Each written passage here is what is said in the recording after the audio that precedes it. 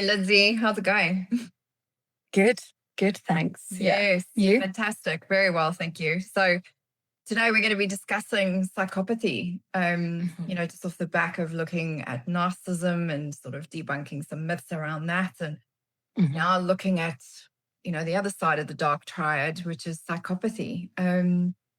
Yeah, and I think the dark triad really refers to that kind of psychopathy, narcissism, Machiavellianism. And what are the distinctions between the three before we sort of dive a little bit deeper? I mean, narcissism is that kind of quite fragile self esteem, kind of admiration seeking, quite emotionally hungry in a way. Mhm. Psychopathy is a little bit more of that emotionally flat. There just isn't that, it's detached, like completely low fear, low empathy. Um, and then Machiavellianism is that manipulation kind of aspect, Mhm. long game thinking, calculating, political, Mm. as it were. What are your thoughts about psychopathy within that frame? I mean, I think that as we're going through, you can see that there may well look like there's overlap, but I think it's I guess what we're trying to do with this series is think about separating things out, to think about where are the differences, and thinking about how we debunk how they're used in modern representations, media, food, films, TV. Mm, But certainly psychopathy, we would be thinking about, when someone's labeled as a psychopath, this would be referring to something that's much more about their hardwiring, whereas narcissism is much more about the experiences that a person has had, the environment that they grow up in, shaping their personality structure. This is much more about a kind of the neurobiology of their brain would kind of set someone up on this path. So it's not in the Diagnostic and Statistical Manual in the way that narcissism or narcissistic personality disorder is, but it does describe, I guess, the emotional architecture that someone mm. has. Yeah. Yeah, for sure. What are some of these traits of a psychopath? Sort of talking a little bit about the that sense that they don't really they feel a bit different. They just don't experience the world like everybody else due to that kind of wiring. What Yeah, what can we sort of, see as traits? so you talked about the low reactivity to emotional responses. So I think that's often where people pick up on this. There is something that feels a bit off in this interaction because people who aren't psychopaths might pick up on this isn't an emotional reaction. This isn't the reaction I would expect in this situation or in this context. So low emotional reactivity, which I think we're going to come on to talk about, that there is a time and a place where that can actually be quite helpful. Um, but also thinking about low guilt, low remorse, and a certain coldness would probably be coming across Mm. in the sort of the tone of the interaction with someone. Yeah, it's like detached. It's like the lights are on, but no one's home in a way. Yeah. And quite high functioning though, like very usually quite intelligent. I mean, I think sort of studies that I've seen on psychopathy or literature out there about psychopaths is high intelligent because they have to learn how to mask really well, and I kind of always imagine what is it like to be a psychopath and wander through life and sort of know that you're quite different, and then you've got Mm. to now pretend or fit in with other people and learn these sort of rules of the game, these social norms. It's quite I tricky. guess there's a lot of layers there, isn't there? That you're Mm. kind of thinking about what's happening, how am I responding, how are they responding? And if you don't have that natural sense of what is an appropriate response, you're kind of trying to tap into memories or think about what is an appropriate social norm for this situation. But I guess when we're talking about intelligence, that's perhaps coming from people who are I'm using air quotes here, kind of successful psychopaths, whereas I'm sure that there are unsuccessful psychopaths where they haven't developed that same level of mimicking or masking in ways that enable them to fit in a bit more smoothly in society. Yeah. Yeah. So we might see a lot of charm initially, sort of using that knowing how to or what might be an appropriate way to behave, but we would also likely see an erosion of that trust over time, where those behaviors sort of shift and that isn't maintained. Mm. And I think if we just move on to thinking a little bit about how it's diagnosed, Mhm.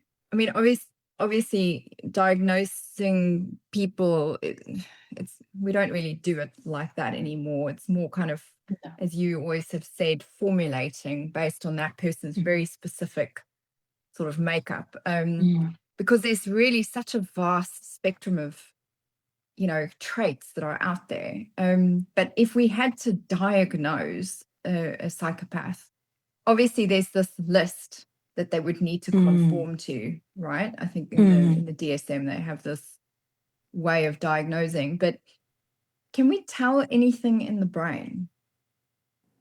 Um, Or just to jump back to the point, so this isn't actually in the DSM. So this isn't a formal diagnosis, but it is very much understood as kind of a Mm. way of how might we diagnose this as a trait, as a neurobiological part of someone's presentation.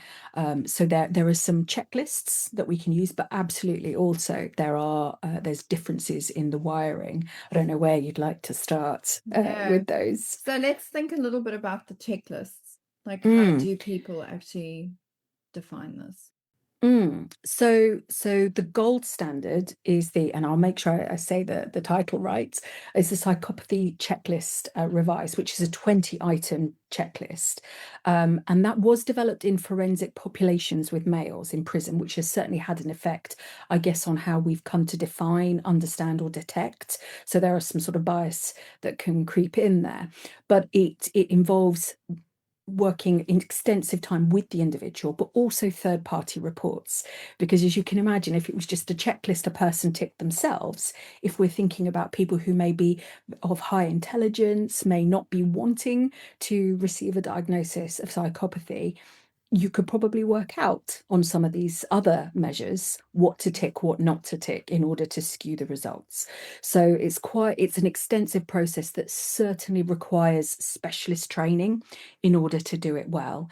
Covers 4 domains. So thinking about, and I'm looking just to make sure I say this bit right, because this isn't a training that I've had to know how to diagnose it, but thinking about interpersonal differences, um, emotional differences, lifestyle differences, and antisocial behaviors. Mm. So thinking about the interpersonal aspect, that there may be charm, but it's most likely superficial charm, chronic lying, and grandiosity. Emotional aspect, as you already said, the lack of empathy, no genuine remorse. So people how that might show up is you might hear someone apologize, but then not see a shift in behaviors. So thinking about promises that maybe turn out to be Mm. empty promises, shallow or absent emotional bonds. So there's no real depth, and those attachments aren't developed in the same way.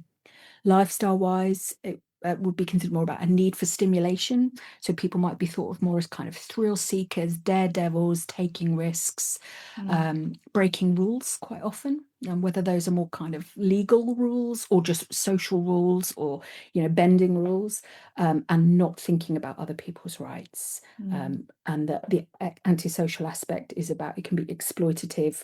We'd be looking for repeated rule violations, and yeah, thinking Mm. about how the person responds to others' rights. So the important bit is that it needs to have factored over time. Mm. So if, as we're saying, this is about hardwiring, this will have been present so this isn't about a snapshot in time. This isn't about a period where someone has behaved in ways that has caused harm to others, or presented with some of these characteristics. It very much will have been present throughout. So that's why we want to get that third-party information. And you would obviously have seen this as a parent, if you were Mhm. seeing the child kind of raised in that way. I mean, what's it like if you're a parent and you're noticing some of this stuff right from the get-go? Mm. So I think there are certain things or behaviors in children that could present, or we might imagine, goodness me, is my child a psychopath? But certainly, if we're thinking about the moral development of children, the emotional development of children, the rationalizing, their cognitive development, a lot of the things that are yet to develop might mean that children behave in ways that would contravene social norms, show a disregard for others' respect, grandiosity. A lot of these things can be present. But I think what we might see in the more psychopathic traits is behavior without remorse, a lack of fear where fear might be expected. So doing things that a child would often be afraid of, then that's just not felt. Might be seen in cruelty to animals, or sort of seeking domination and seeming to enjoy that.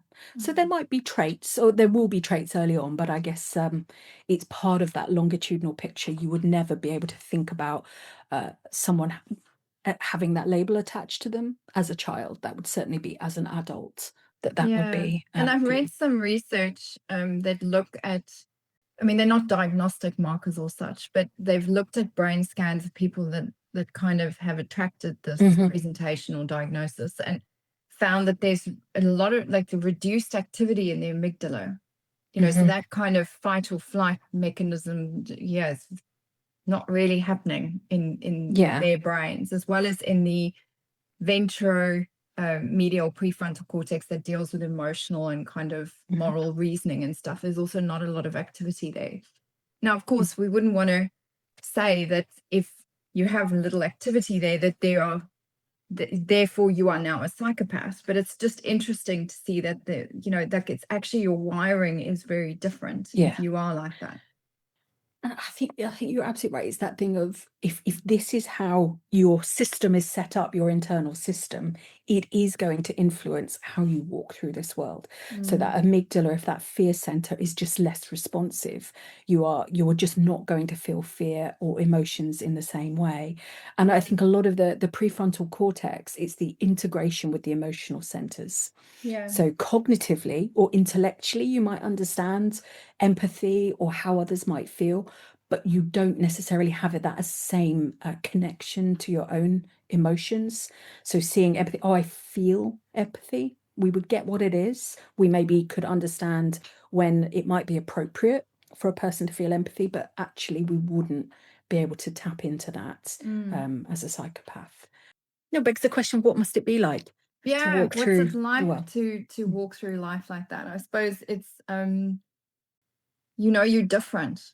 Mm. You can see that you just experience life in such a different way. And I can't imagine though, I mean, and it's difficult for us to put our sort of self into Mm. that mindset, because I don't know what it would be like to walk through life not feeling anything, feeling fear, or I mean, there's a big question: do psychopaths feel love or attachment or shame? Or and the only sort of data we have on that is from interviews of people that have had attracted the presentational diagnosis.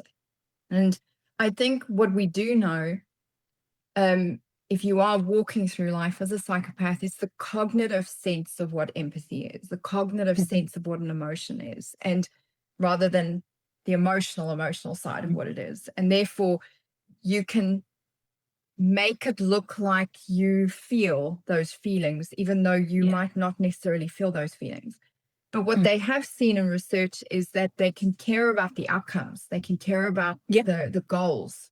Um, and they can care about people instrumentally. They can be like, this is an important person. We need to protect this person, or we need to look after this person. Or I don't think it's so much like a complete emptiness inside, but a kind of much more cognitive, goal-driven way of looking at life. And certainly you would be thinking, we're talking, I guess, at the further extreme end of the continuum of this label. It would often be about caring about things because it will impact me in some way. Mm. So you might have certain people in your life and you may want to keep them in your life. So you act in ways that shows care for them, but it's perhaps for a different reason. So it has maybe perhaps a more transactional tone than a real sense of caring because it's the right thing to do, because it feels important to me. But certainly it could, present in that way. And it is hard to answer the question of what must it feel like, because actually I think that's the essence of it. Maybe it doesn't feel that different. I mean, Yeah. uh, not fitting in, we often know in the course of our work, is an extremely difficult experience for people. Mm. But what happens if you then don't feel sad or bad about it. You're aware of it. Cognitively, you get it, but that doesn't activate that same sense of sadness, not fitting in. But there's to me, it's very interesting the kind of overlap then with, say, autism spectrum disorder, which also, some of that presentation can also feel like a lack of really full roller coaster of all the feelings. There are feelings, but it's not the full roller coaster. And, if you're in a relationship with someone that you suspect has a psychopathic presentation or an autism kind of presentation, I think it's difficult to distinguish if it would feel that different, because in all cases, a lot of people respond, they feel unseen, they don't, there's like a symmetry between what I'm feeling and what you're feeling. We're not kind of on the same page. You're not processing this the way I'm processing this. And I think that overlap therefore means we can imagine someone is a psychopath, but they could actually be something else, And I think the difference lies in the emotional architecture. So what we see, the outward expression of behavior, is one thing. And I think that's where it could be mistaken for other types of explanations or labels. But certainly when you mention autism there, being autistic, I may misread social cues. There may be that mismatch, or other people may think this doesn't feel like the response I would expect in this situation. But certainly for autistic people, there is a sense of distress around that, knowing that that's not fitted, but perhaps not knowing the why, not knowing what would be the way to interact, to read social cues. That's the stuff that takes real work. And people can also really learn to try and maximize the cues and learn ways to fit in socially, but it would be the emotional response to the not fitting in. And if harm is caused, there would be remorse, there would be guilt, there would be upset around that. So it's almost the underlying emotional structure or emotional experience of someone that would be different. But often that's not largely accessible. We don't all go around sharing that aspect of ourselves. So from an outward presentation, certainly, I think, people can look at behavior and interpret it in different ways. And I mean, there's some parts where it can be really helpful. I mean, if you're in the middle of a war zone or in the military, or, you have to make really scary decisions in finance, or, in the middle of a surgery, and you have to make snap decisions, or there's an emergency services situation, you have to pick up people that, body parts are lying all over the road and stuff like that. I think there, there are times when I think it might be quite helpful to be able to switch off that emotional fluctuation system that we all have. I mean, I know I've had so many clients over the years where they're like, oh, I just wish I was more of a psychopath at this point. Like the roller coaster I'm on is terrible. How delightful it would be to be able to switch this off. But Yeah.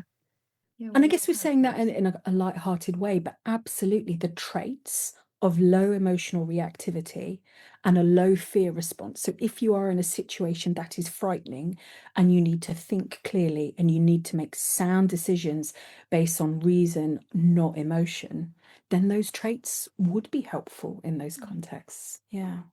And I mean, I think, obviously, TV shows have really enjoyed Mhm. playing with Well, that. TV, there's a lot of money to be made from creating a good villain, isn't Yeah, there? yeah, Um, yeah. What are some of the shows or movies you can think of with a I psychopath think, seemingly portrayed? I suppose Dexter, Mhm, who's out there, killing bad people, killing Eve, I mm. expect. Hannibal Lecter comes to my Yes, mind. Yeah, Silence of the Lambs. yeah. There's a little bit there, if you think of House of Cards, there's a little bit there with the kind of Machiavellian slash psychopathic tendencies of Mm. Frank Underwood and his lovely wife. Just some Well, I of the haven't stuff. watched House of Cards, so maybe I need to add that to my to watch list. Yeah. But yeah, Yeah. but this will be where a lot of us access our understandings of what some of these behaviors are. And I do think it really overrepresents people who might be labeled as a psychopath as dangerous or scary or violent in some way. And largely speaking, that is not the case. But I guess, this is, if what we've seen of this particular way of being in the world comes from movies and TV, then we Yeah. are going to have a very skewed view. Yeah.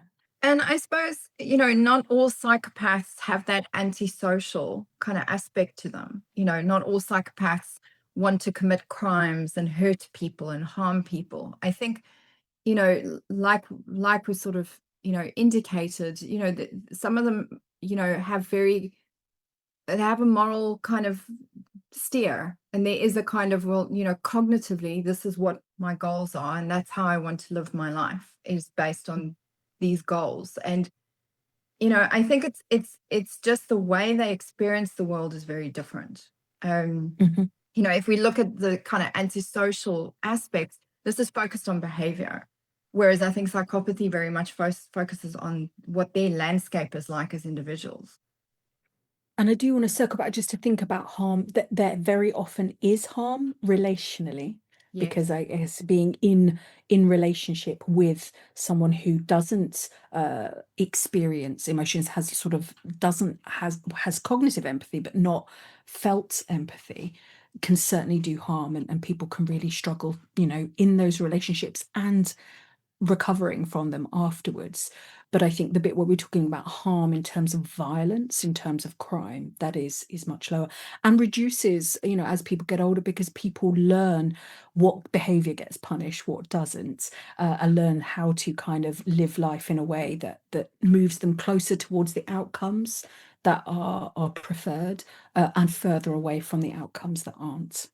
Mm. It's what, interestingly, the sense of that cognitive empathy is very much thinking about why, in the eyes of the law, people who are psychopaths are held accountable for their actions, because they understand what they're doing is wrong in the case of crime being committed.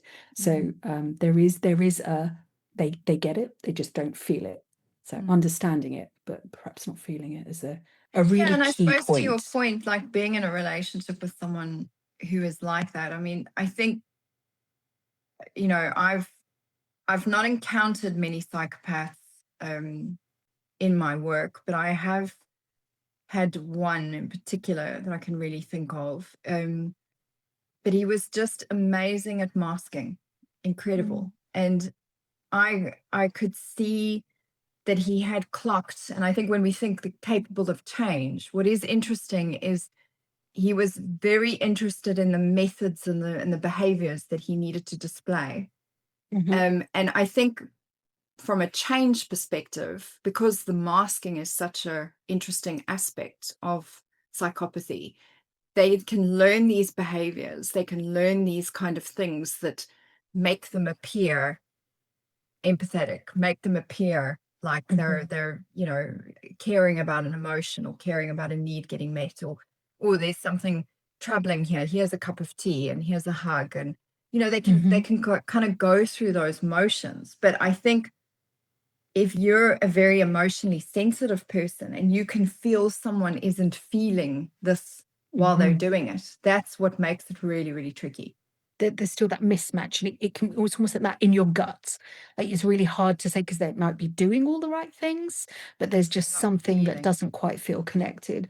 And absolutely, therapy won't do, because this is about wiring. We can't teach empathy, but we can teach how to work. If there are goals that a person has, the change can be shown in behavior. So it's Yeah. not the internal experience that shifts, but the external experience. And that's not purely for someone to know how to mask in order to manipulate. It might be that's how they want their life to function. It's how they want other people in their life maybe to feel a certain way. So it's not necessarily for Mm. ill gain. Yeah. But No, and yeah. I think the thing is, not all psychopaths are dangerous. They're not all terrible people. They're not all out there hurting others or ending up in jail. Like, they're in our military, they're now, they're in our surgeries, they're probably running companies. I think there's a stat out there about how many CEOs are actually psychopaths, but yeah. Yeah, that's a statistic that's often overinflated. So I think, often people say like, up to 1 in 5 CEOs are a psychopath, when it might be that there are certainly traits. So that we talked about low emotional reactivity and high, and my brain has just gone blank. I don't know why that is at that moment, but the things that would make a person skillful in challenging situations: low emotional reactivity, the ability to think under stress, the ability to make difficult decisions that perhaps other people wouldn't be willing to make based on evidence or sound reasoning rather than emotions, will often make people rise higher up in whether that's corporate structure, military, or wherever. But the figure is overinflated because actually you can have those traits and not be a psychopath. No. So I think there is something like liking to, if we're harmed or we find someone who, is an aggressive climber or go-getter, there's something slightly seductive about villainizing them and saying, well, they're a psychopath. In fact, I think so. Up to 1 in 5 is often what's quoted, but I think it's nearer to something like 3 to 5% would be actually, from a clinical viewpoint, meet the threshold. But often it's just people, the behavior is misinterpreted or misattributed to something like and I a think psychopathic label. when we were looking at narcissism in the same way, it's like it's also understanding what is happening relationally between me and this other person. Not everyone that I'm not feeling feels me is a psychopath, and we should be careful to kind of label people as such, or kind of throw kind of diagnostics and things around. It's much more effective to actually look at, well, what is happening relationally here? What can I be responsible for, and what can I shift in this relational field that we have here? So I think that accuracy in language is really important, because not liking someone, or somebody that's doesn't appear to have fear when they're driving a car really fast, well, they're clearly a psychopath. It's just let's just kind of steady the ship. And I mean, there's no two ways about it. Emotional pain in relationships is hard. And I think we all want to make sense of why that is. And often the go-to response is to think about, well, this other person, there's something wrong, and why they're not connecting with me, or why they've hurt me. So we are trying to make sense of that pain. But I really do agree with you of thinking about this as a mismatch, rather than necessarily I'm fully in the right and the other person has clearly got issues or something wrong with them, because it doesn't give us much we can work with. And in terms of thinking about how we are entering into relationship with others, how we are protecting ourselves, how we are setting boundaries. And I guess thinking about, if you are in a relationship with someone who is a psychopath, thinking about it will be those boundaries that will be helpful, consequences. You can learn through structured ways of, if this happens, then this is the result, rather than big emotional expressions of, or appealing to someone's emotions that won't land in the same way. So, people can be in relationships, and you said at the beginning, people have different levels of emotional reactivity. So there will be different levels of matching and not matching in different combinations of people. But yeah, I think it's from that drive to make sense of painful experiences that often, I think, leads us to mislabel a sort of, a period of behavior, rather than actually we would be thinking in a more clinical sense, this is a lifetime of behavior. For sure. All right. So on that note, we'll conclude there. And in the next episode, we'll be covering Machiavellianism, which is the final sort of little part of the dark triangle. Until then. So I'm using all things health and relationships and trauma. Take care. The information shared on the Naked Insights podcast is for educational and information purposes only. and is not intended as a substitute for professional therapy or counseling. While we aim to provide helpful and accurate insights, individual experiences may vary. If you're experiencing trauma, mental health issues, or distress, please seek guidance from a qualified professional. The views expressed by us as the hosts are our own and do not necessarily reflect the opinions or positions of any affiliated organizations.